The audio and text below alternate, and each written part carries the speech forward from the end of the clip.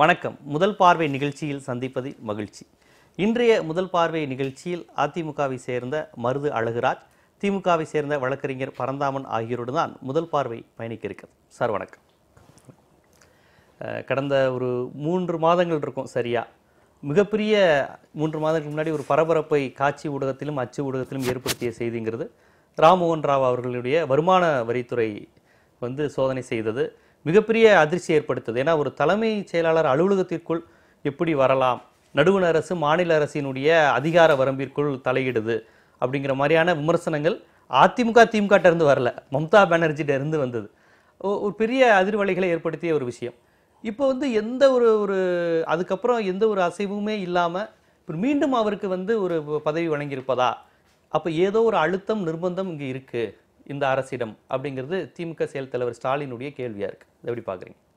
அதாவது முதல்ல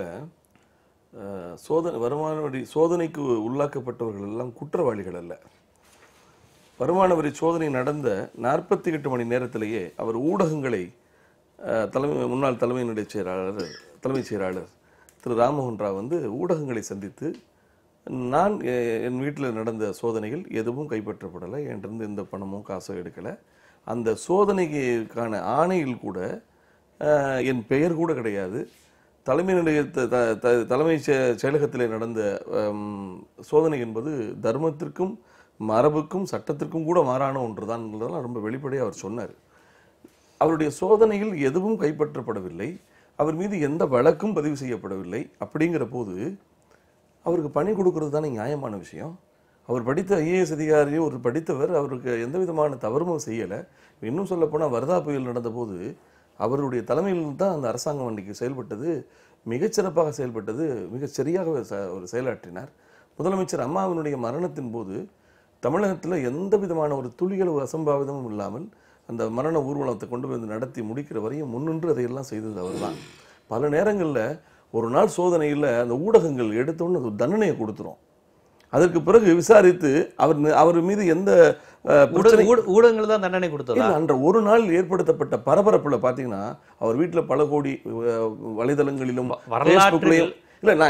தலைமைச் செயலக வளாகத்தில் ஒரு காவல் படை நுழைவதும் வருமான வரித்துறை சோதனை செய்வதும் வரலாறு காணாத அளவிற்கு அவர் இருந்த தெருவிற்கும் அவர் வீட்டு பகுதிக்கும் ஒரு பாதுகாப்பு போட்டதுங்கிறது இந்திய வரலாற்றில் எந்த மாநிலத்திலாவது நடைபெற்றிருக்குமா? இன்னொன்னு, தலைமைச் செயலகத்தில் அத்துமீறி போய் சோதனை பண்ணது மிக பெரும் தவறாகத்தான் இன்றைக்கு வரை நானும் கருதுறேன். நாளைக்கு ஒன்று வேணாம், ஒரு டெல்லி தொடர்புடைய ஒரு அதிகாரி தமிழ்நாட்டில் ஒரு தப்பு பண்ணிட்டு போயிட்டாரு. இங்கிருந்து தமிழ்நாட்டு காவல்துறை நேர போய் மத்திய அரசாங்கத்துடைய அனுமதி பெறாமல் அவரை அங்கே பிரதம அலுவலகத்தை ஒட்டி இருக்கக்கூடிய அலுவலகங்களில் உள்ளே போய் ஒரு அதிகாரியை சோதனை பண்ண முடியுமா, கைது செய்ய முடியுமான்னு அதெல்லாம் முடியாது. சாதாரண ஜூரிஸ்டிக்ஷன் மாறி போனால் கூட அந்த காவல்துறையினுடைய அனுமதி பெறணும். இப்படி பல விஷயங்கள் இருக்கு. அன்றைக்கு முதலமைச்சராக இருந்த திரு பன்னீர்செல்வம் அதை கண்டிச்சு பேசியிருக்கணும்ன்றதான் என்னுடைய கருத்து. இல்ல சோதனையில் அவரிடம் அன்றைய முதலமைச்சர் பன்னீர்செல்வம் அவர்கள் அதை கண்டிக்கவில்லை. ஆனால் இந்த மாநில உணர்வை, மாநில உரிமையை நடுவண் அரசு அத்துமீறி செயல்படுகிறது என்பதை தமிழ்நாட்டில் இருந்து அதிமுக தலைமையும் அப்ப சொல்லல. ஒண்ணு இல்ல, நீங்க சொல்லவே இல்லையா? நீங்க அது எப்படி எங்க தலைமைச் செயலகத்துக்கு நுழையலாம் நீங்க இப்ப கேட்கவே இல்லை. இப்ப நான் ஒண்ணு சொல்லட்டுமா? அப்படி சோதனைக்குள்ளானவருக்கு மீண்டும் பணி நியமனம் செய்திருப்பதன் மூலம் மாநில அரசு அதைத்தான் பேசாமல் செயலால் செய்திருக்கிறதாக நான் கருதுகிறேன். பன்னீர்செல்வத்துக்கு சார்பானவர் என்பதால் அதிமுக தலைமை கூட ஒரு மௌனம் காக்கிறது அப்படின்லாம் ஒரு ஊகங்களா சொல்லப்பட்டதை நான் சொல்றேன். சொல்லப்படுவதெல்லாம் உண்மையாக விடாது, விமர்சனங்கள் எல்லாமே வாய்மையாகி விடாது.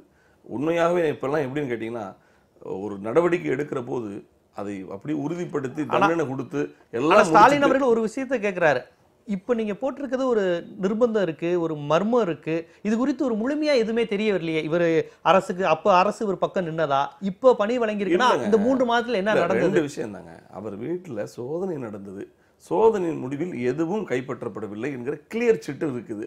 கிளியர் சிட்டு இருக்கிற ஒருவருக்கு எவ்வளவு காலத்துக்கு நீங்க அவர் காத்திருப்புல வச்சுக்கிட்டு சம்பளம் கொடுத்துட்டு இருக்கீங்க?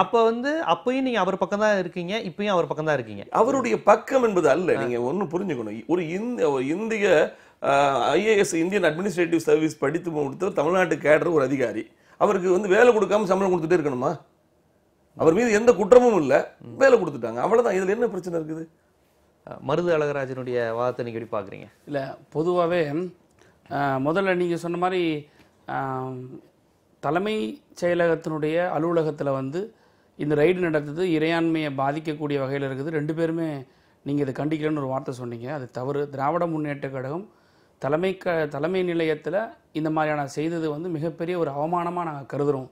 இது தமிழ்நாட்டுக்கு அவமானமா கருது இல்ல அப்படி அதை தான் சொன்னேன். அதிமுக எதிர்ப்பு அரசியலாக விமர்சனம் பண்ணாரு. இது எங்க மாநில உரிமை. மம்தா பானர்ஜி என்ன சொன்னாங்கன்னா, நீங்க எப்படி தமிழ்நாடுங்கிற ஒரு மாநிலத்துக்குள் இப்படி நீங்க இறக்கலாம், துணை காவல் படையை எப்படி இறக்கலாம் மம்தா பானர்ஜி கேட்டாங்க. ஆனா இங்க இருக்க எந்த கட்சிக்கு இல்ல நீங்க விரும்புற வார்த்தைகள் வரலன்றதுக்காக வந்து இறையாண்மை மீது அக்கறை இல்லைன்ற நீங்க அந்த அறிக்கையை எடுத்து பாருங்க. நம்ம அதுக்குள்ள போக வேண்டாம், நேரம் இல்ல. அதுக்குள்ள இல்ல தலைமை நிலையத்துல இந்த மாதிரியான ஒரு ரைடு செய்யப்பட்டது. இது வந்து மாநிலத்தினுடைய அவமானம், சுயாட்சி, அந்த நிர்வாகத்திற்கு கூடிய இழுக்கு, இது ஒரு அவமான சின்னமா அமர்றதுனா இது உச்சம். இது அதை நாங்க கண்டித்திருக்கோம். ஒண்ணு. இப்போ திரு ராம்மோகன் ராவனுடைய சஸ்பென்ஷன் ஆர் காத்திருப்பு, இப்போ வித்ராயல், இந்த இஷ்யூக்கு நம்ம வருவோம். முதல்ல இந்த ராம்மோகன் ராவ் இஷ்யூவே மிகப்பெரிய ஒரு புதிராக தான் ஆரம்பிச்சது. நாட்டு மக்களை பொறுத்த வரைக்கும் இன்றைக்கும் புரியாத புதிராக தான் இருக்குது. எதற்காக ரைடு நடந்தது, எதற்காக கைப்பற்றப்பட்டதாக சொல்லப்பட்டது, எதற்காக சேகர் ரெட்டி கைது செய்யப்பட்டார், சேகர் ரெட்டி வாக்குமூலத்தின் மீது தானே ராம்மோகன் ராவின் பக்கம் விசாரணை திரும்ப பெற்றது. இவையெல்லாம் இன்னும் இந்த முடிச்சுகள்லாம் அழுக்கப்படாத இந்த நிலையில் தான் இன்றைக்கு வந்து இவர் வந்து பணி வழங்கப்பட்டிருக்கிறார். இன்னொன்று, முதல்ல கவர்மெண்ட் சைட்ல இருந்து ஃபர்ஸ்ட் நீங்க எல்லாருமே கைப்பற்றப்படல, அவர் வந்து கிளியர் சிட் அப்படி இப்ப சொல்றாரு. அதுக்கு வரேன். அதெல்லாம் நம்ம வந்து ஊடகங்கள் இல்ல குறுக்கிட்டு தப்பா எடுத்துக்காதீங்க. ஒண்ணுல அவர் சஸ்பெண்ட் செய்யப்படவே இல்லை. அதான் சொல்ல அவருடைய பணி அவருடைய இடத்தில் வேறொரு நியமிக்கப்பட்ட இந்த இடத்துல தான் ஒரு ஐயம் இருக்கு எனக்கு, எல்லாருக்கும் இருக்கு. சஸ்பெண்ட் அப்படிங்கிற ஒரு வார்த்தை எல்லா பத்திரிகையிலும் வந்துருச்சு. நீங்க வேணா எடுத்து பாருங்க. எல்லா பத்திரிகை பிரிண்ட் மீடியாவில் கூட சஸ்பெண்ட் செய்யப்பட்டார், உங்க ஊடகங்களை தொலைக்காட்சிகளில் கூட சஸ்பெண்ட் செய்யப்பட்டார் தான் முதல் நிலை செய்திகள்லாம் வந்துச்சு. அடுத்த நாள்லாம் அதுக்கப்புறம் தான் வந்து காத்திருப்பேன். நான் ஒரு கன்ஃபியூஷன், முதல்ல ஒரு சஸ்பென்ஷனா இல்லை வந்து வெயிட்டிங் லிஸ்டான்றதே வந்து ஒரு 2 நாள் வந்து ஒரு சஸ்பென்ஷனாகவே இருந்தது. இது வந்து நாட்டு மக்களுக்கு எல்லாருக்கும் தெரியும். நீங்கள் பத்திரிகை எடுத்து அரசி பாருங்கள். அந்த டேட்டில் ராம்மோகன் ராவனுடைய இஷ்யூ எடுத்து பார்த்தீங்கன்னா பிரிண்ட் மீடியாவில் இருக்கும், விஷுவல்ஸை பார்த்தீங்கன்னா சஸ்பெண்ட் தான் எல்லாமே சொல்லுவாங்க. அப்புறமா தான் லேட்டர் ஆன் வியூவில் கொஞ்சம் காலப்போக்கில் வந்து இவர் வந்து காத்திருப்போன்னு சொல்கிறாங்க. இதில் ஒரு மிகப்பெரிய ஒரு கன்ஃபியூஷன். அங்கேயே இவரை எப்படி ஹேண்டில் பண்ணுறது, என்ன பண்ணுறதுன்றது அரசாங்கத்துக்குள்ள ஒரு குழப்பம்.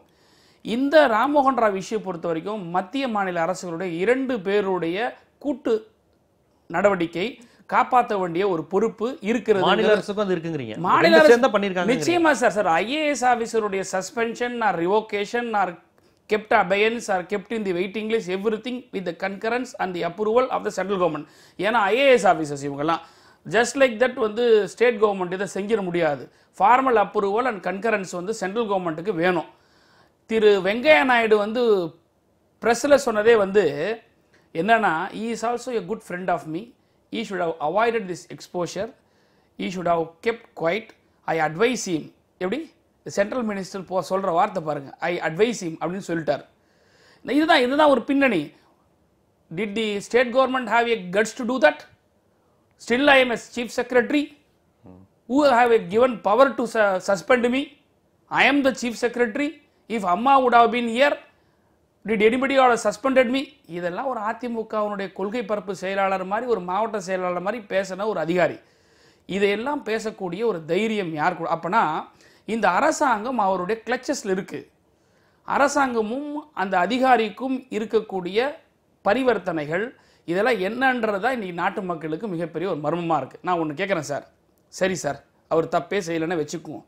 சார் சொல்ற மாதிரி இட்ஸ் ஒன்லி அன் இன்வெஸ்டிகேஷன், இப்போ குற்றச்சாட்டு சொல்ல முடியாதுன்னு சொல்றீங்க, ரைட், ஓகே. நான் என்ன கேட்குறேன், இவ்வளோ பெரிய ஒரு பரபரப்பு நிர்பந்தம் எல்லாமே கொண்டு வந்த நீங்கள், அது அரசாங்கம் மத்திய மாநில அரசாங்கம் ரெண்டுத்துக்கும் என்னுடைய பொதுவான கேள்வி, ராம்மோகன் ராவ் மேலே இந்த மாதிரியான குற்றச்சாட்டுகள் இந்த மாதிரிலாம் வந்துச்சு, இதில் கிடையாது, இங்கே கைப்பற்றுறது இவ்வளோதான், இல்லை கைப்பற்றின பொருட்கள் இவரது கிடையாதுங்கிறதெல்லாம் ஒரு கிளீன் அறிக்கை என்னுடைய செயல் தலைவர் தளபதி அவங்க அதை தான் கேட்டிருக்கிறாங்க. நீங்கள் வந்து இது மக்களுக்கு இதை தெளிவுபடுத்தாமல் ஒரு 3 மாதத்துக்கு முன்னாடி ஒரு மிகப்பெரிய நாடே கவனிக்கக்கூடிய அளவுக்கு ஒரு செய்தியை வந்த ஒரு செய்தியை, ஒரு வழக்கை ஜஸ்ட் லைக் தட் ஒரு அப்படியே யாருமே கண்டுக்க. அதுவும் தேர்தல் நடந்து கொண்டிருக்க இந்த நேரத்தில் மக்களுடைய கவனங்கள்லாம், தமிழ்நாட்டு மக்களுடைய கவனங்கள்லாம் இடைத்தேர்தல் பக்கம் கவனமாக இருக்கும்.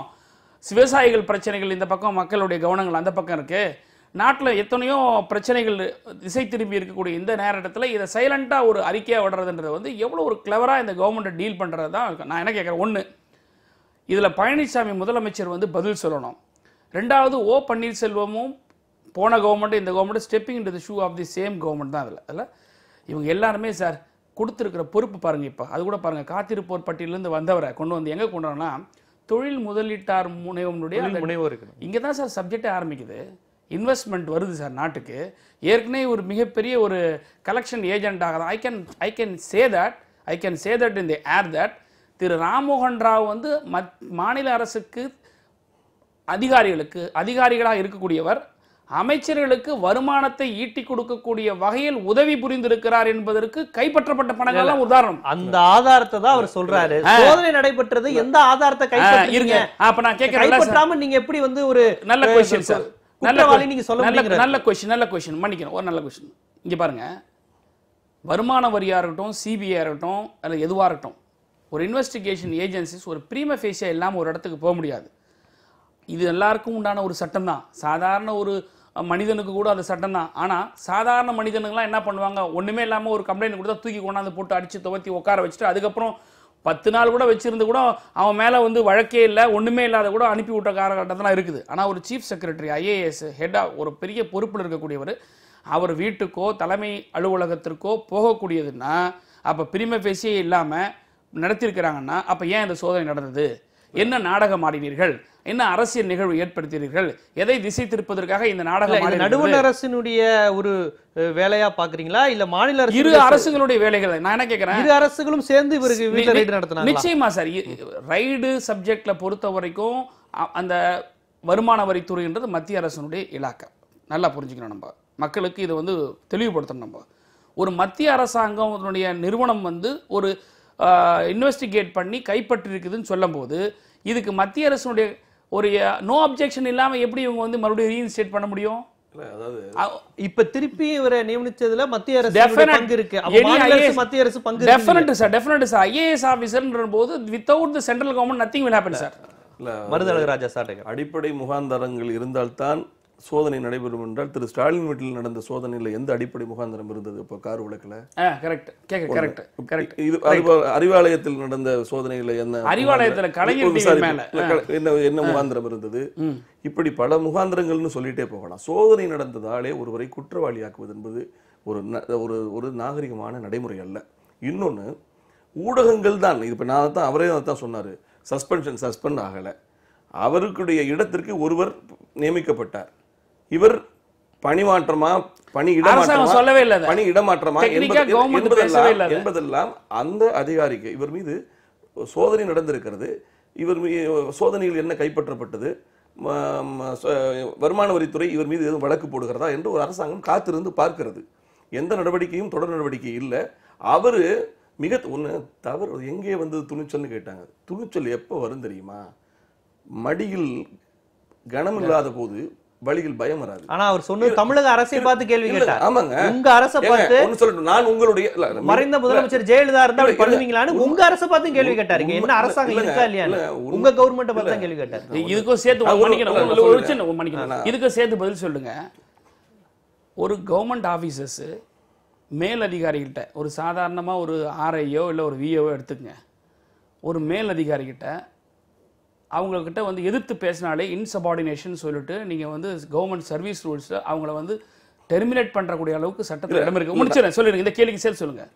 ஒரு சீஃப் செக்ரட்டரி இறந்தவர் ஒரு அரசாங்கத்தை, இட்ஸ் எ கான்ஸ்டிடியூஷனல் அரசாங்கன்றது மக்களுடைய ஒரு தலைமை சார், அவங்க எலெக்ட் பண்ண ஒரு கவர்மெண்ட்டு.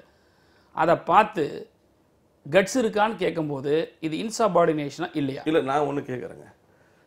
நான் உங்களுடைய ஊழியன், என் மீது தவறான ஒரு நடவடிக்கை எடுக்கப்படுகிற போது என் முதலாளியா அல்லது எனக்கான பணியை கொடுத்திருக்கக்கூடிய இந்த அரசாங்கம் என்னுடைய நிகழ்வுல நீங்க சரியா நடந்துக்கல, என்னை வந்து காயப்படுத்தி ஒண்ணுமே நான் தவறிழைக்காத ஒருவரை ஒரு முன்மாதிரி இல்லாத ஒரு நடவடிக்கைகளை மேற்கொண்டு என் வீட்டிலையும் ஒன்று எடுக்கல, தலைமை செயலகத்திலையும் ஒன்று எடுக்கல, எதுவுமே எடுக்கல. ஆனால் கோடான கோடி தங்கம் கைப்பற்றப்பட்டது, பணம் கைப்பற்றப்பட்டதுன்னு எங்கெங்கோ கைப்பற்றப்பட்டதை எல்லாம் காட்டி ஒருவரை காயப்படுத்துகிற போது அவர் மருத்துவமனையில் போய் படுத்த உடனே கைதாகிவிட்டார், கைது செய்யப்படுகிறார். பரபரப்ப கடுமையா சுமத்தின அது பிறகு யாரு இல்ல, காரணம்? ஒண்ணு இல்லைங்க, நான் ஒண்ணு சொல்றேன். அவருடைய ஒரு ஆத்மாவை நம்ம பார்க்கணும். அவருக்கு ஒரு குடும்பம் உண்டு, அவருக்கு ஒரு மகன் இருப்பார், அவருக்கு உறவினர்கள் இருப்பார்கள். அந்த உலகத்து சமூகத்திலே தான் ஒரு குற்றவாளியோ என்கிற அளவுக்கு நீங்கள் காயப்படுத்தினதுக்கு பிறகு அவர் ரொம்ப துணிச்சலா தைரியமா வெளியே வந்து பேசியது என்பது என்னை பொறுத்தவரை, நான் ஒரு தனி மனிதனாக சொல்கிறேன், அந்த துணிச்சலை நான் இல்ல, பாராட்டுகிறேன். தனி மனிதனாக நீங்க அதை பாராட்டுறீங்க. ஆமா. ஆனா ஒரு ஒரு அதிமுகவை சேர்ந்தவர் என்கிற என்ன முறையில் இதுல அதிமுக? உங்கள் அரசு இல்லங்க, நான் உங்கள் அரசு மாநில அரசு இல்லங்க, யாரு நான் அதான் நான் சொல்றேன். அன்றைக்கு முதலமைச்சராக இருந்த திரு பன்னீர்செல்வம் இதனை கண்டித்திருக்க வேண்டும், இதனை தெளிவுபடுத்தியிருக்க வேண்டும். அவர் தெளிவுபடுத்தாதது எதற்காக என்பதை அவர்தான் அப்ப இப்ப ஒரே அப்ப சின்ன முதலமைச்சர் ஒரு பன்னீர்செல்வம் இப்ப நீங்க இருக்கும்போதே உங்களுக்குள்ள பனிப்போர் வந்து விட்டது. இல்ல, நான் ஒண்ணு சொல்லட்டுமா? பனிப்போர் இல்ல, நடந்துகிட்டு இருந்தது. பனிப்போர்னு இல்லைங்க, நான் திருப்பி சொல்றேன். அன்றைக்கு முதலமைச்சராக இருந்தவர் இதற்கான தெளிவை மக்களிடம் கொடுக்க தவறியது தவறுன்றதை நான் சொல்றேன். அதை நீங்க சுட்டி காட்டி இருக்கணும்ல. இல்ல, அந்த சமயத்துல அவர் அதான் இல்லங்க, சொன்னார். அவர் செய்யலங்க. மக்களுக்கு இல்ல, எதுவுமே அவர் தெரியும். செய்யாத நிலையில் தான் தானாக முன் வந்து திரு ராமமோகன் ராவ் செய்தார். சரி சார், மருது அது சார் என்ன நான் ஒத்துக்கிறேன். தவறு மருது சார் சொல்றதை நான் ஒத்துக்கிறேன் சார். அன்னைக்கு பன்னீர்செல்வம் செய்யல, இவர் சொல்றாங்க தவறு இல்லை, எல்லாமே நான் அக்செப்ட் பண்றோம், பொதுமக்கள் வந்து இதை பார்த்துட்டு தான் இருக்கிறோம். நான் என்ன சொல்றேன், இப்ப இருக்கக்கூடிய முதலமைச்சர் எதை தடுத்தது? அரசாங்க சரப்புல வரட்டுமே, ஒரு ஏங்க, கிளியர் அறிக்கை கொடுக்க சொல்லுங்க. ஒண்ணு சொல்லட்டுமா? இப்ப முடிச்சிடறேன். நீங்க ஒண்ணுமே இல்லை சார், நீங்க சொல்றதெல்லாம் ஏத்துக்கிறோம் சார், மக்களாகிய நாங்கள் வந்து ஏத்துக்கிறோம். ஒரு அரசாங்கத்தினுடைய சொல்லக்கூடிய அறிக்கைகளை வந்து ஏற்றுக்கொள்ள நம்பணுன்றது ஒரு பொது, நம்ம வந்து நம்புறோம், சத்தியத்துக்கு கட்டுப்பட்டு ஜனநாயகத்தின் மீது நம்பிக்கை வைத்து. ஏன் தமிழக அரசு முதலமைச்சர் எடப்பாடி பழனிசாமி இந்த சோதனைகள் எல்லாம் ஒண்ணுமே கிடையாது, இது இப்ப நீங்க சொல்ற இந்த எக்ஸ்பிளனேஷனை ஏன் அரசு அறிக்கையா ஒரு வெள்ளை அறிக்கை வரக்கூடாது? செய்யுங்க. ஒண்ணு இதுக்கு வெள்ளை அறிக்கை கொள்ளை அறிக்கை எல்லாம் அவசியம் இல்லைங்க. கொள்ளை அறிக்கை அதாவது நான் என்ன சொல்றேன்னா, கொள்ளை அறிக்கை வெள்ளை அறிக்கை வந்து பயப்படுறீங்க. அவர் என்ன சொல்லனா, அவரு கொள்ளையடித்தார், அவர் இவ்வளவு சேர்த்தாருன்னு அத்தனையும் அவதூறுகள் பரப்பப்பட்டது, பொய்யாக போடப்பட்ட பழிகள் எல்லாம் அத்தனையும் உண்மை இல்லைன்றதை அவரே தெளிவுபடுத்திட்டாரு. அவரே தெளிவுபடுத்திட்டாரு. வருமான வரி அவர் கிளியர் சிட்டு கொடுத்துருக்குங்க. உங்கள் வீட்டுல இருந்து எடுத்தது இவ்வளவுதான், அதை நாங்க திருப்பி கொடுத்துட்டோம். உங்களுடைய அலுவலகத்தில் உங்களுடைய செல்போனை மட்டும் தான் எடுத்தோம், அதை நாங்க திருப்பி கொடுத்துட்டோம். உங்கள்கிட்ட எந்த விதமான உங்கள் மீது மேல் நடவடிக்கை இல்லை என்று சொன்னதுக்கு பிறகு பணி நியமனத்தின் மூலம் இன்றைக்கு அவரை அடுத்த ஒரு பணியில் அமர்த்தி இருப்பதன் மூலம் தமிழக அரசு சொல்லி இருப்பது அவர் குற்றமற்றவர். எங்க சொல்லிருக்காங்க தமிழக அரசு? சொல்லட்டுமா? ஒருவர் மீது அவர் சஸ்பெண்ட் பண்ணியாச்சு, அவர் வீட்டுல பணத்தை எடுத்தாச்சுலாம் சொல்லி பழி சுமத்தப்பட்ட ஒருவர் சில மாதங்களுக்கு பிறகு மீண்டும் அரசாங்கம் பணி கொடுக்கிறது என்று சொன்னால் அவர் மீது போடப்பட்டது பழியே தவிர உண்மை இல்லை. நான் ஒரு சாதாரண மனிதன் சார், நீங்க நான் ஒரு ஓட்டு அறிக்கை அல்ல, அறிக்கை ஸ்டேட்மெண்ட் கொடுக்கல, செய்தி பிரஸ் ரிலீஸ் பண்ணல, ஆனால் பணி கொடுத்திருக்காங்கன்னு சொன்னா அதனுடைய அர்த்தமே இவர்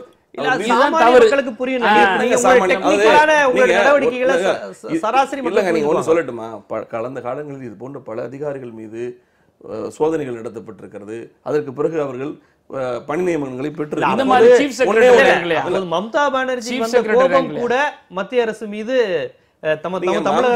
மம்தா பானர்ஜி அவங்க எப்படி, நான் திருப்பி சொல்றேன் உங்களுக்கு, அதாவது ஒரு விஷயம், அனைத்து இந்திய அண்ணா திராவிட முன்னேற்ற கழக அரசு நீங்க சொன்னது போல ஆளுமை ஒரு நிறைந்த ஒரு தலைமை வீழ்ந்த உடனே அந்த அரசியல் பலவீனத்தை அன்றைய அரசியல் சூழலும் மத்தியில் இருக்கக்கூடிய அரசாங்கமே இதை பயன்படுத்தி சுட்டிக்காட்டி இடித்துரைத்து பேசுவதற்கு அப்ப அச்சமா இருந்ததா? அப்ப உள்ள அதிமுக தலைமைக்கும் அரசுக்கும் ஒரு விஷயம் பிரதர், ஒரு சோதனை நடக்குது, நடத்துவது மத்திய அரசு.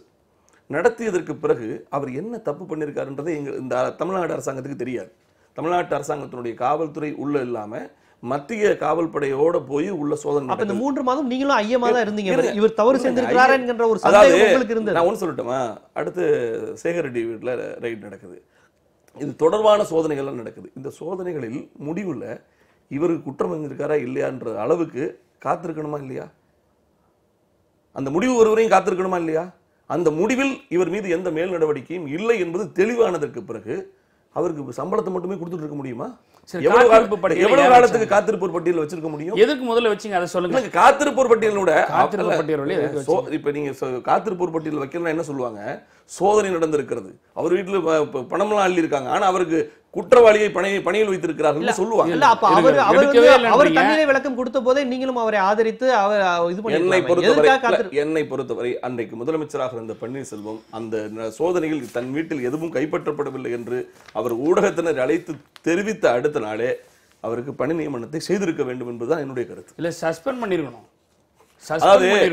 ஏன்னா ஒரு அரசாங்கத்தை பார்த்து கட்ஸ் இருக்கான்னு கேட்கறதுக்கு ஒரு காத்திருப்போர் பட்டியலில் இருக்கக்கூடியவர் வந்து அவர் கேட்டது பன்னீர்செல்வம் அரசே தான் அப்படிங்கிறார். இல்ல நான் அரசாங்கம் ஏங்க பன்னீர்செல்வமா எடப்பாடி பழனி அரசாங்கமான்றதெல்லாம் மக்களுக்கு தெரியாதுங்க. மக்கள் அதை பத்தி கவலை இல்லைங்க. ஓட்டு போட்டு உருவாக்கப்பட்ட ஒரு கவர்மெண்ட். இந்த கவர்மெண்ட் மக்களுடைய மேண்டேட்ல இருக்கக்கூடிய கவர்மெண்ட். இது வந்து ராமமோகன் ராவ் வந்து பன்னீர்செல்வத்தை எடப்பாடி பழனிசாமி த்ரெட்டன் பண்றது மிரட்டுறதெல்லாம் கிடையாது. ஜனநாயகத்தை மிரட்டுறாரு. மக்களுடைய பொதுஜன மக்களுடைய அந்த இறையாண்மையை மிரட்டல் ஆதங்கத்தை வெளிப்படுது. இல்ல ஆதங்கலாம் கிடையாதுங்க. அது மிரட்டல் இல்ல இல்ல அரசு மிரட்டல் தாங்க அது. இருக்கான்னு கேட்டாரு. இல்ல இல்ல கவர்மெண்ட் ஒரு நிமிஷம் நான் சொல்றேன் கொஞ்சம் ப்ளீஸ்.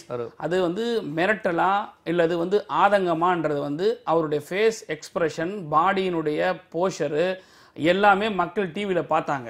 இதெல்லாம் பார்க்கும்போது அவர் வந்து ஓப்பன் சேலஞ்ச் வாங்க பார்த்துடலாம், உங்களுடைய கதை என்கிட்ட இருக்கு அப்படின்ற லெவல்ல தான் போச்சு.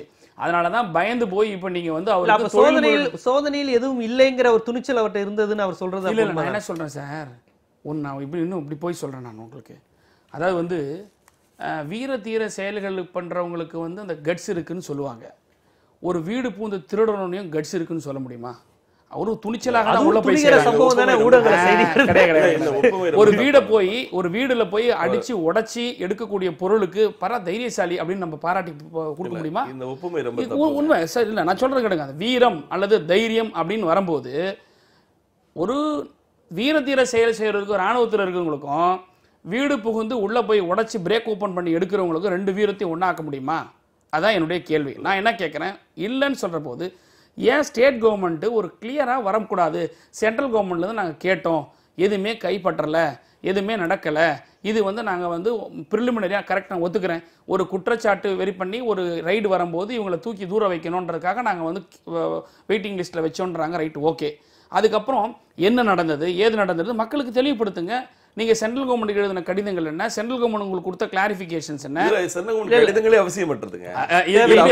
எப்படின்னா இல்லைங்க, மத்திய அரசாங்கம் அவர் மீது அந்த சோதனைக்கு பிறகு ஒரு என்ன சொன்னாங்கன்னா அந்த அவசியம் இல்லைங்க. இல்லைங்க, சேகர் ரெட்டி வீட்டில் வருமான வரித்துறை சொன்னாங்க, சேகர் ரெட்டி வீட்டில் கைப்பற்றப்பட்ட ஆவணங்கள் அதில் ஒரு சந்தேகத்தின் பேரில் தலைமைச் செயலகம் மற்றும் தலைமைச் செயலக வீட்டில் நாங்கள் சோதனை செய்தோம்.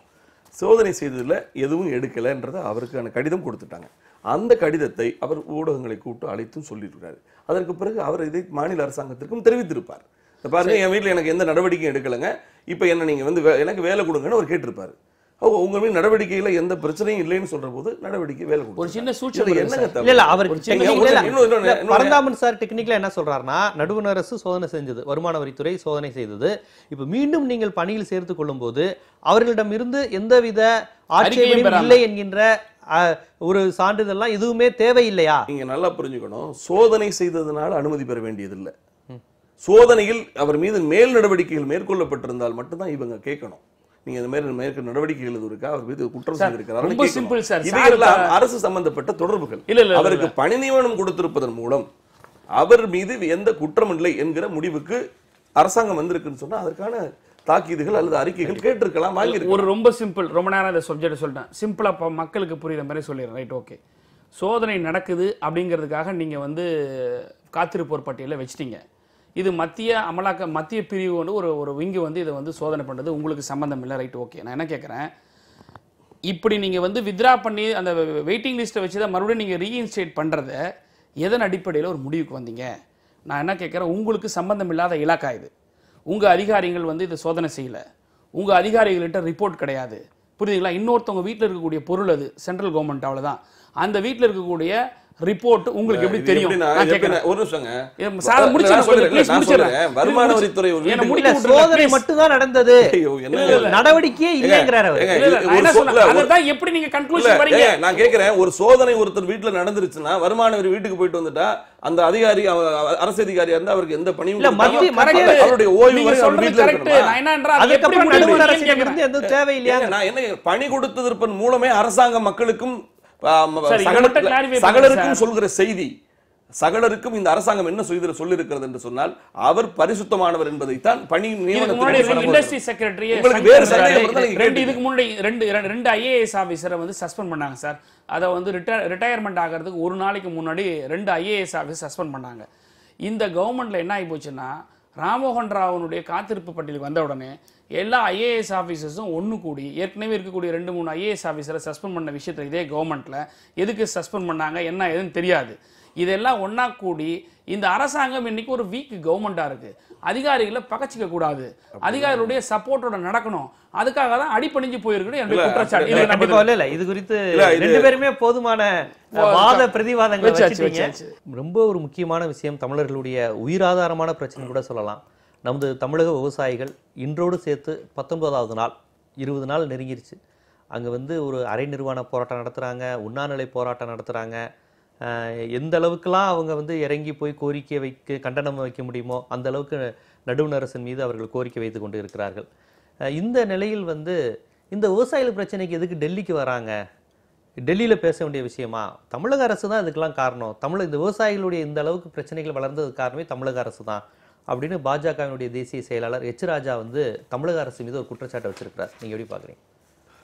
இது வந்து முதல்ல விவசாயிகளுடைய போராட்டம் என்பது தமிழ்நாட்டு அரசாங்கத்துக்கு எதிரானதல்ல.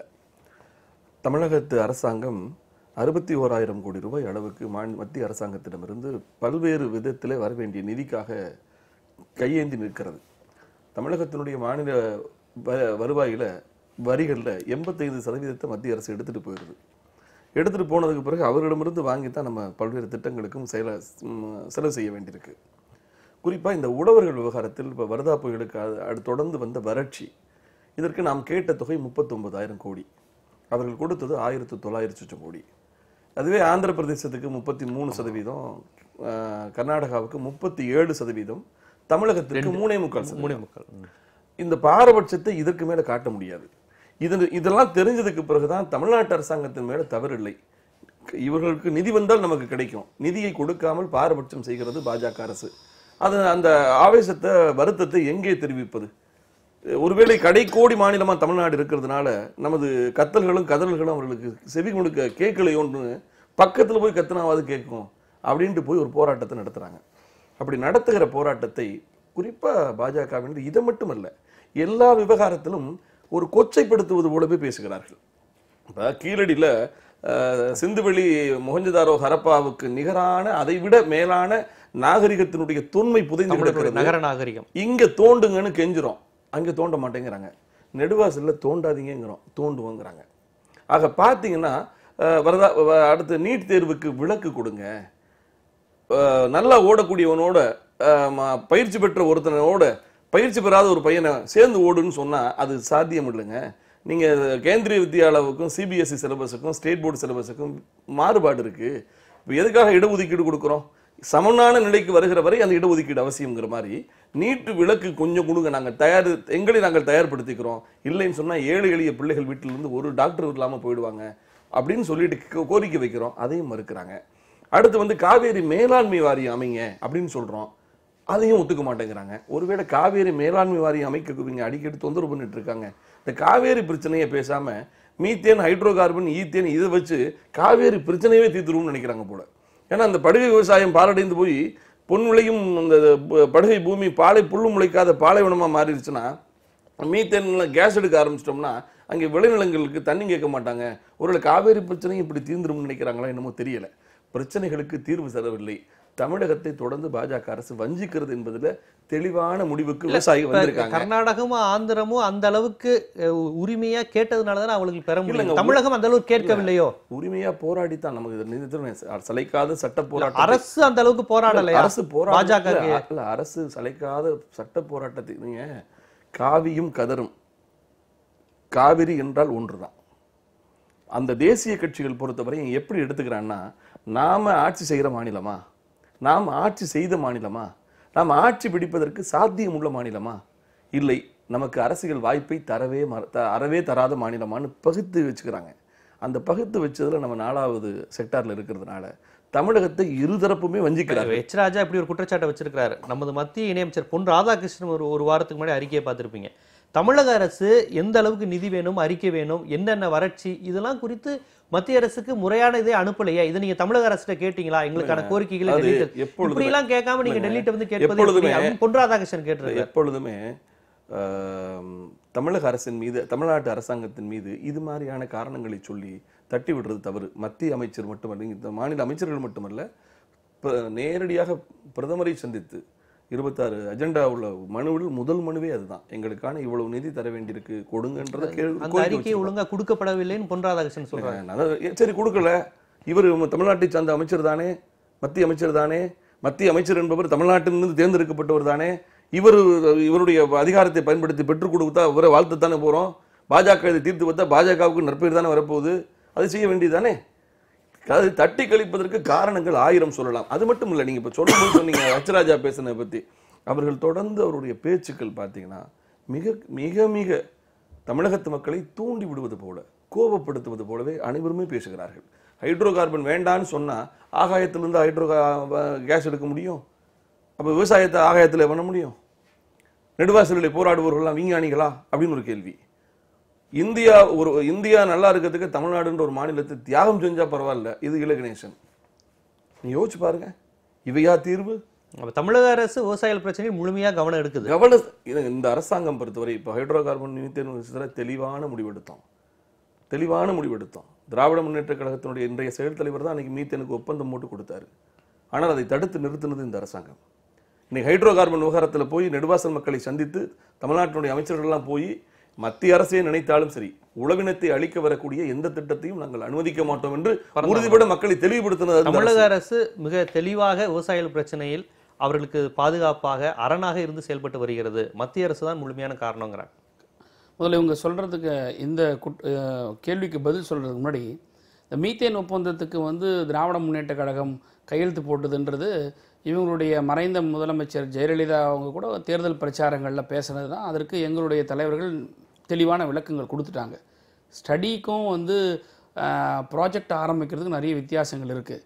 ஆக இது எந்த ஒரு நிறுவனங்களோ ஒரு ஆராய்ச்சிக்கும் சம்பந்தப்பட்டதுக்கு ஒரு பெர்மிஷன் கொடுக்கறதுல ஒன்றும் தப்பு கிடையாது. அதுக்கப்புறம் அதை பற்றின விஷயங்கள் ஹைட்ரோ கார்பன் திட்டத்தை கூட பாஜக அப்படிதான் சொல்றாங்க, ஆய்வு தானே, இல்ல மாதிரி தானே நாங்க அப்படிலாம் சொல்லியிருக்காங்க. ஹைட்ரோ கார்பன் கூட பாஜக. நான் என்ன சொல்றேன்னா, அந்த மீத்தேன் இஷ்யூஸை பொறுத்த வரைக்கும் எனார்மஸ் விளக்கங்கள் எங்களுடைய தலைவர்கள் கொடுத்தாங்க. மறுபடியும் அதை சொல்றது திசை திருப்பக்கூடிய ஒரு செய்தி அது.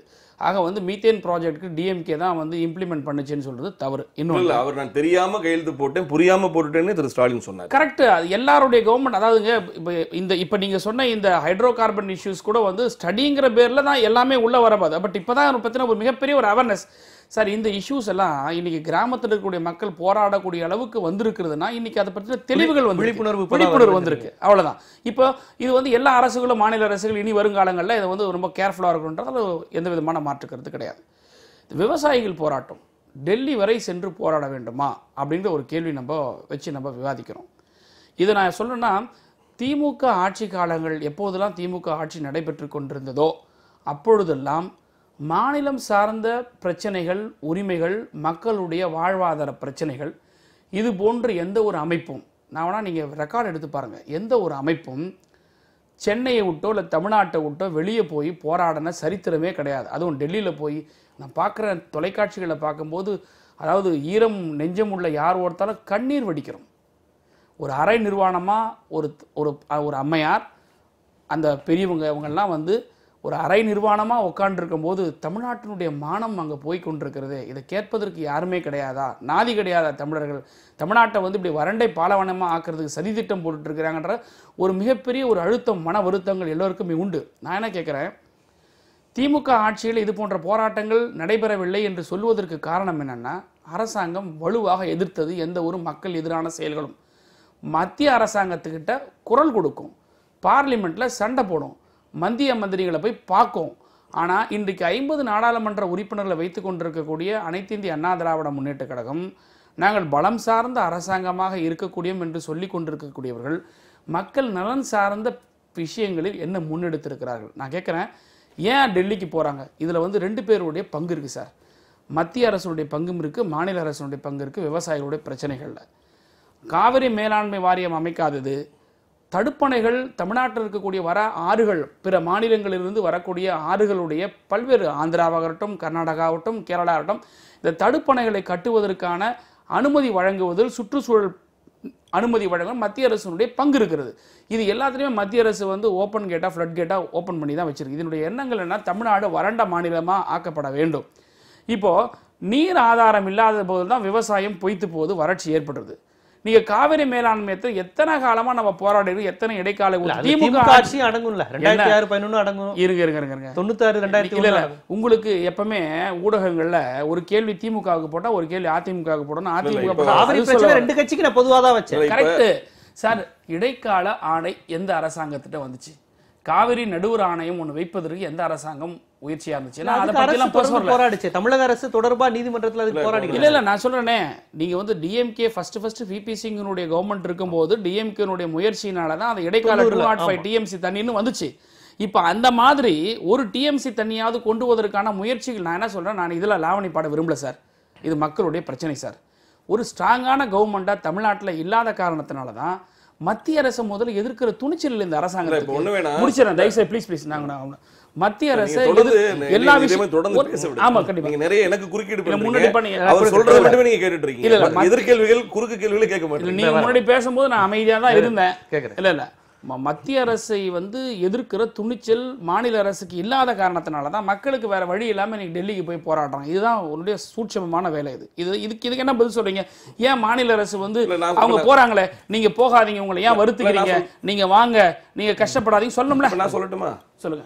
2009 முள்ளிவாய்க்கால் கொடூரம் 2 லட்சம் பேர். இல்ல நான் பேச முடியும், நான் பதில் சொல்றேன். 2 லட்சம் பேர் தாய் தமிழகமே காப்பாத்துன்னு 18 கடல் மைல் தூரத்துல எட்டி நின்று பார்த்தா தெரியும்.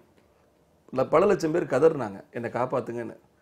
இங்கேயும் அதிகாரம், மத்தியிலும் அதிகாரம்.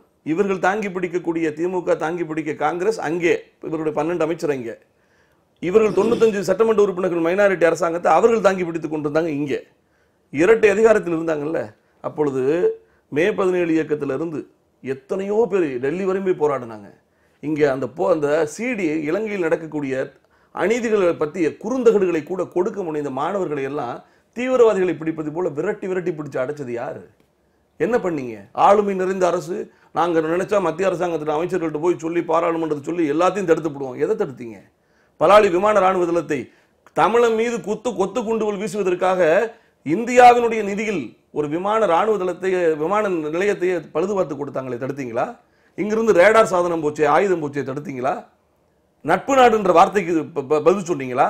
போர் பயிற்சி கொடுத்தாங்களே, தடுத்தீங்களா? நான் கேட்கிறேன், இன்னைக்கு டெல்லியில 10 ஒரு விவசாய சங்கம் அது போய் போராடி இருக்கு. அதற்கு கூட இங்கிருந்து வேளாண் துறை அமைச்சர் போய் பேசுறாரு. தம்பிதுரை தமிழ்நாட்டினுடைய மேலவை துணை சபாநாயகர் போய் பேசுறாரு. ஆக ஒரு சங்கம் பேசுனதுனால இந்த அரசாங்கமே பலவீனப்பட்டு போனது. பலவீனமான ஆட்சி நடத்தியது திமுக. இன அழிப்பு நடந்ததை பார்த்து கொண்டு வேடிக்கை பார்த்தது திமுக. எல்லாம் நடந்ததுக்கு பிறகு உண்ணாநோன்பு நடத்துறது திமுக. இது மக்களுக்கு தெரியும். இந்த அரசாங்கம் பலவீனமான அரசாங்கம். அன்றைக்கும் டெல்லியில பல போராட்டங்கள் நடத்தணும் சார். அன்னைக்கு இங்க இருந்து போகலையா? ஒரு மத்திய அரசாங்கத்தினுடைய செவிகளிலே கொண்டு போய் நான் அரைஞ்சு சொல்ல ஆசைப்படுறேன். பக்கத்துல போய் கத்தனாவது அவனுக்கு கேட்கும்னு நினைக்கிறேன். தூரத்துல இருந்து கத்தனா போராட்டம் நடத்துற விவசாய அமைப்புகள் மாநில அரசை விமர்சிக்க குறைக்கவே இல்லையா? அவர் ஐயா கண்ணோட பேட்டி எடுக்கும்போது மாநில அரசை நான் ஏன் விமர்சிக்க வேண்டும், அவங்க கையில தான் ஒண்ணும் இல்லையே, அவங்களால என்ன செய்ய முடியும் அவரே கேட்கிறார். நான் அதுக்கு பதில் சொல்றது வரது முன்னாடி திசை திருப்ப வேணாம். இந்த ஏடிஎம்கேக்கு கொடுக்கக்கூடிய எப்பவுமே இருக்கக்கூடிய ஒரு வீக் என்னன்னா, தமிழ்நாட்டில் இருக்கக்கூடிய பிரச்சனைகள், அரசியல் பிரச்சனைகள், வாழ்வாதார பிரச்சனைகளை திமுக முன்னெடுத்து பேசி குற்றச்சாட்டு ஆதாரத்தோடு சொல்லும் போது இவங்க உடனே கடல் கடந்து இலங்கை பிரச்சனைக்கு போயிடுவாங்க. நான் நீங்க பேசிட்டீங்க, நான் முடிச்சேன். டெல்லிக்கு போறது இருங்க சார், ஒரு நிமிஷம் இருங்க சார், இருங்க நான் பேசுறேன், இருங்க தயவு செய்து. அதாவது இவங்க சொல்ற குற்றச்சாட்டுக்கு வந்து அந்த இலங்கை தமிழருடைய இஷ்யூஸை பத்தி இவங்க டைவர்ட் பண்ணி போறாங்க. அது இந்த சப்ஜெக்ட்டுக்கு சம்பந்தம் இல்லாததான். இருந்தாலும் நான் ஒரு வரியில முடிச்சிடுறேன். நீங்க சொல்ற மாதிரி திமுக வேடிக்கை பார்த்தது, இலங்கை தமிழர்கள் பிரச்சனைகளை திமுக இழந்த மாதிரி எந்த ஒரு அரசியல் கட்சியும் இழக்கவே இல்லை. ஒரே வரியில சொல்லி முடிச்சால, ரொம்ப நான் லாவணி பாட விரும்பல. எல்டிடி பிரபாகரனை கைது செய்து தமிழ்நாட்டுக்கு கொண்டு வந்து குற்றவாளி கூண்டுல சட்டமன்றத்தில் நிறுத்துவன்னு சொல்லி தீர்மானம் போட்டது உங்களுடைய தலைவி ஜெயலலிதா. அந்த லட்சணத்தில் இருக்க நீங்க இலங்கை தமிழர் பிரச்சனை பத்தி பேசக்கூடாது. எத்தனையோ சட்டமன்ற உறுப்பினர் இழந்திருக்கும், ஆட்சி இழந்திருக்கும், எங்களுடைய அதிகாரங்கள் இழந்திருக்கும். இலங்கை தமிழர் இஷ்யூஸ்ல கலைஞரை தவிர வேறு யாருக்கும் உரிமை கிடையாது, பேச தகுதி கிடையாது. விட்டுருங்க. அடுத்து முடிச்சுங்க. இலங்கை தமிழர் வச்சு பேசுறீங்களா? அப்ப நிறைய பேச வேண்டியது சார். இல்ல இலங்கை தமிழர் வச்சு பேசுறது தான் நிறைய பேச வேண்டியது.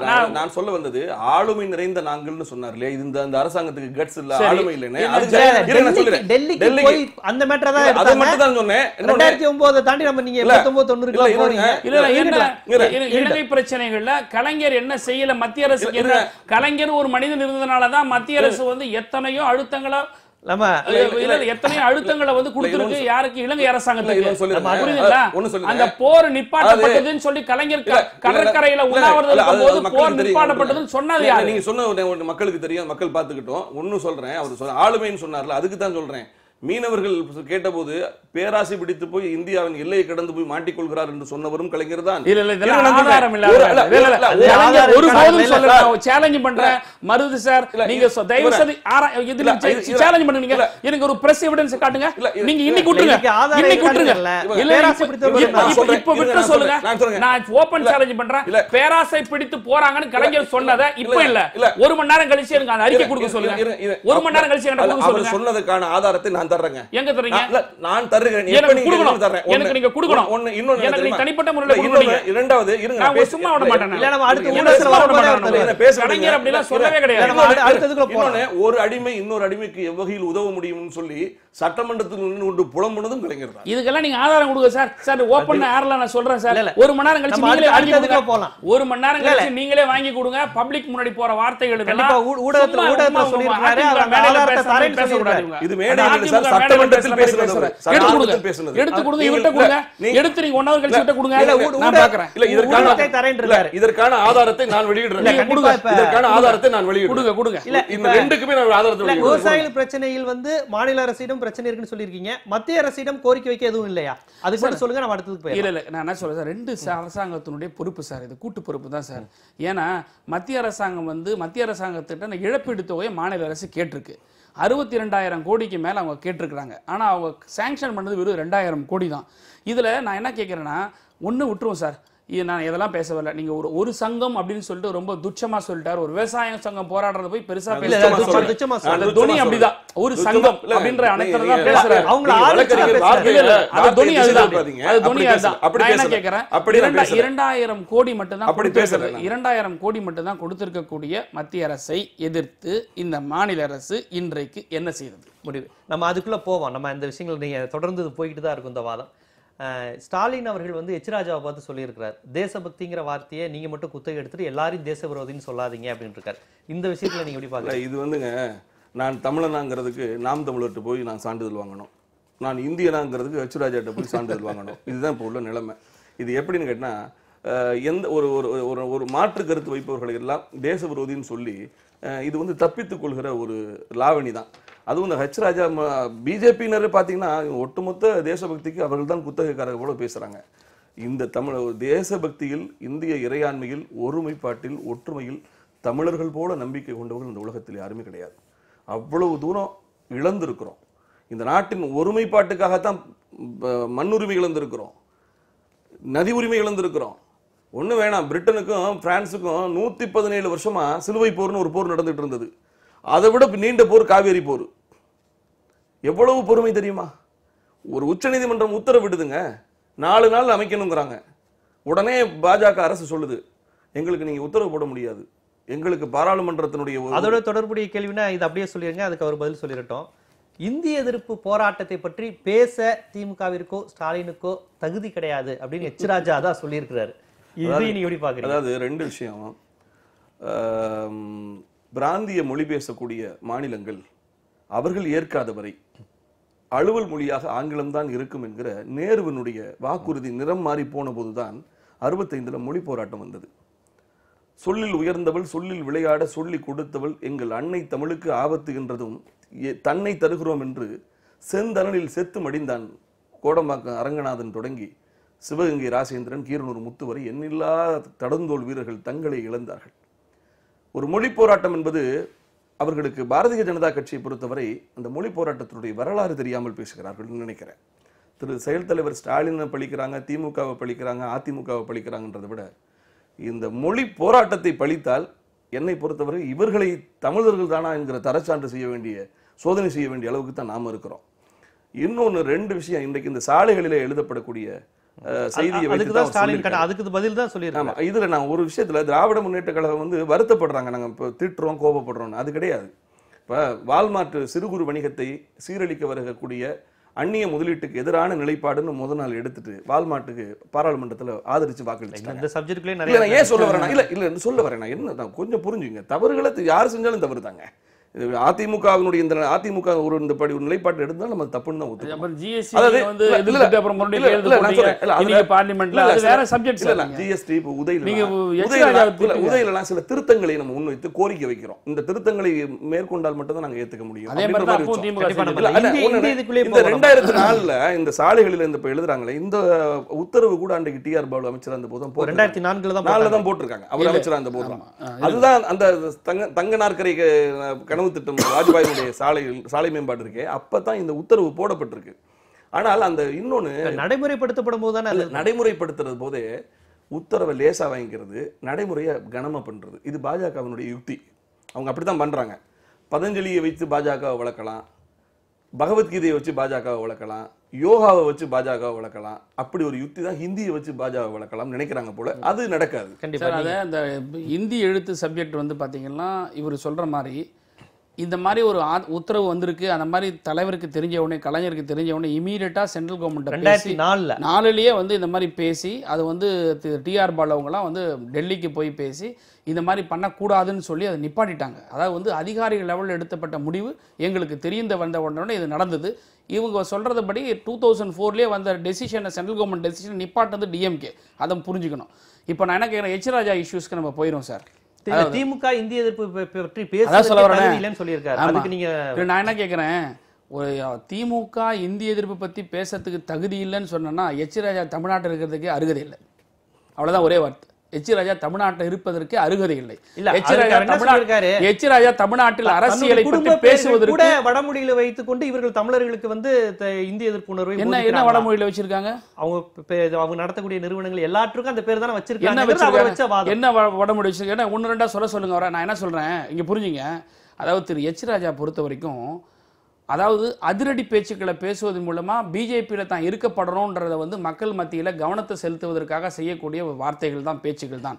நாகரிக அரசியலுக்கு பெயர் போகாதவர், நாகரிக வாதங்களை எடுத்து வைப்பதற்கு கொஞ்சம் கூட அவருக்கு தகுதி இல்லாதவர். எச் ராஜா இன்னைக்கு இல்லை, அன்னை சோனியா காந்தியை பற்றியும் பேசியிருக்கிறார், கம்யூனிஸ்ட் கட்சி தலைவர்களை பற்றி பேசியிருக்கிறார். நான் என்ன கேட்குறேன், பிஜேபி தான் இந்த நாட்டில் தேசத்துக்கான பாதுகாப்புக்கான அவதார புருஷர்களா? இந்த நாட்டில் பிஜேபியை தவிர வேற யாருக்குமே தேசபக்தியே கிடையாதா? நான் கேட்கிறேன் இல்ல பாஜக தரப்பு இல்லைன்னா கூட நான் சொல்லிடுற ஒரே வார்த்தை, கார்கில் போர்னு ஒன்று நடந்த போது நான் கேட்கிறேன், பிஜேபி அரசாங்கம் நடத்தக்கூடிய மாநிலங்களை விட நிதி உதவி கலைஞர் அரசாங்கம் தமிழ்நாட்டில் கொடுக்கப்பட்டதா இல்ல பிஜேபி அரசாங்கம் மாநிலங்கள் நடக்கப்பட்ட அரசாங்கங்கள் கொடுக்கப்பட்டதான்னு பார்க்கணும். அது ஒரு நிதியோட முடிஞ்சிடாது. கண்டிப்பா நம்ம ஒரு எச் ராஜா திமுக பத்தி பேச கொஞ்சமும் தகுதி இல்லாதவர் எச் ராஜா அவர்கள். இல்ல அப்படிப்பட்ட வார்த்தைகளை இல்ல எச் ராஜா தவறா சொல்ல, திரு எச் ராஜா அவர்கள் தான் சொல்றாங்க. எச் ராஜா மீது கண்டனங்கள் வைக்கலாம், திரு எச் ராஜா அவர்கள் தான் சொல்றாங்க. நீங்க தப்பா புரிஞ்சுக்காதீங்க. எப்பவுமே திமுக விரும்பாது. நான் ஏற்கல திரு எச் ராஜா அவர்கள் தகுதி இல்லாதவர் சொல்லிட்டாங்க. என்னுடைய பணிவான கருத்து, திரு எச் ராஜா மட்டுமல்ல, திரு பாரதிய ஜனதா கட்சியினுடைய தலைவர்கள் அவங்க வந்து நாட்டை ஆளக்கூடிய எப்பொழுதுமே தலைமை பொறுப்பில் இருக்கிற போது கடுமையான விமர்சனங்களை கூட புன்னகையால் எதிர்கொள்ளக்கூடிய பக்குவத்தை தலைவர்கள் பெற்றிருக்க வேண்டும். டீல் பண்றாரு சார் ஒரு சப்ஜெக்ட்ல தமிழ்நாட்டுல பேசும்போது அவர் எப்படி டீல் பண்றாரு, பொன்ராதாகிருஷ்ணன் டீல் பண்றாரு, எச் ராஜா டீல் பண்றாரு பாருங்க. திமுக ரெண்டு பேரும் ஒன்றுபட்டு ஒரு கருத்தை சொல்லிருக்காங்க. இதோட நம்ம முடிச்சிருவோம் நிகழ்ச்சி. உங்களுக்கு ஒரு குறிப்பு சொல்றேன். பிஜேபி பொன்ராதாகிருஷ்ணன் நளினமா பேசுறாரு, நாகரிகமா பேசுறாரு. அவர் தமிழ்நாட்டு அரசியலை உற்று கவனிக்கக்கூடிய ஒரு பொன்ராதாகிருஷ்ணன். நீங்க சொன்னீங்கல்ல இரண்டு பேரும் ஒன்றுபட்டு பேசுகிறோம்னு. அந்த 65 மொழி போராட்டம் என்பது இரண்டு இயக்கங்களும் ஒன்றாக இருந்தபோது நடந்ததுதான். அதனால அந்த கருத்தில் குரல் ஒன்றாக தான் ஒலிக்கும். இந்த விவாதங்களை ஒன்றுபடுறது ரொம்ப அருகில் நடந்திருக்கு. நல்ல சிந்தனையாளர் எச் ராஜா, ஆனால் அவருடைய கருத்துக்கள் தவறா போறதா அவர் இன்னும் அவரை பத்தி முதல் பார்வை நிகழ்ச்சியில பல்வேறு கருத்துக்களை பதிவு செஞ்சிருக்கீங்க. அதற்காக மிக்க மகிழ்ச்சி. மீண்டும் முதல் பார்வை நிகழ்ச்சியில் சந்திக்கும் வரை உங்களிடம் விடைபெறுவது ஜீவசகாப்தன்.